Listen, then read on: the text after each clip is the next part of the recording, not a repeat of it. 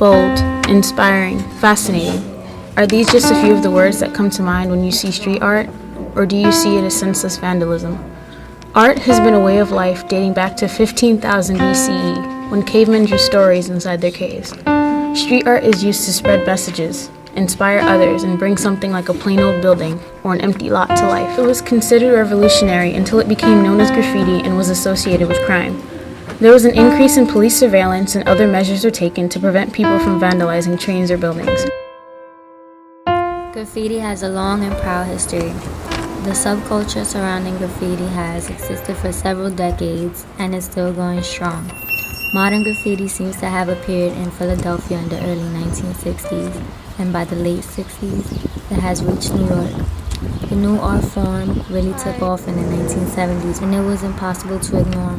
Graffiti was used primarily by political activists to make statements at street gangs to mark their territory.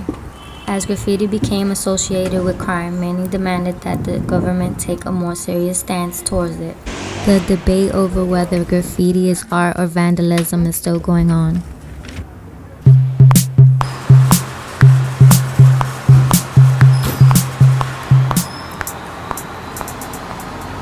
Graffiti has been around for a long period of time and evolved from the freestyle graffiti seen in New York City subways and streets.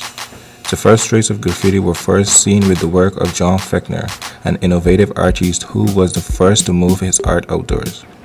One of his most famous pieces of art was his stencil wheel over Indian trails. For 11 years, those words welcomed commuters and visitors to New York City. Graffiti and street art have been a part of the New York cityscape for decades.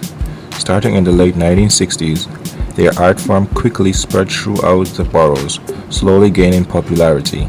By the 1970s, the Lower East Side was transformed into a hub for many artists who used its walls as their canvas.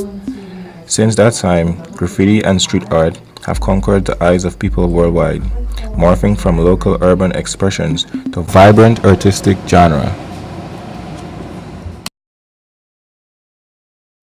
Artists like Jean-Michel Basquiat, Keith Haring, and Lee Quinones became famous for their works that showed up all over the Lower East Side. Basquiat actively challenged politics, power structures, and systems of racism through his art. Haring expressed concepts of birth, death, sexuality, and war using human-like figures in his works all over the world. Quinones often added poetic messages to his art, like, "Graffiti is art, and if art is a crime, please God, forgive me." They were given a voice through these pieces, a voice that will always be heard throughout history. Today's street art is a multi-million-dollar industry and a quick way to establish a career if you choose to go that route.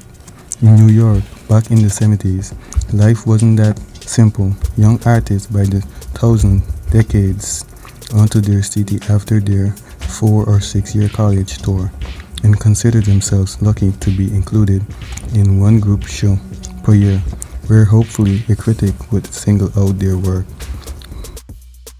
The art world was a shitty place as the newer fine artists battled to hold a place in the gallery system. 6-year-old kids from the ghetto were being treated as rock stars by their peers. They were the graffiti artists. Subway graffiti was peaking in the mid and late 70s, and it was impossible to ignore. Jean-Michel Basquiat grew up in it. He was one of the greatest graffiti artists. Michel had grown up in Brooklyn and rode the train every day. His graffiti was done between 1979 and 1981 under the name Samu in Aldiez. Was significantly different. Michel wrote provoking messages throughout Soho and the Lower East Side. The messages were written in spray paint and done in the straight letter style of an elementary school. He also had some famous quotes where "I don't listen to what art critics say. I don't know anybody who needs a critic to find out what art is." Michel began showing his galleries and commanded high prices for his work. And in 1982, a new phrase was seen around Soho: "Samu is dead."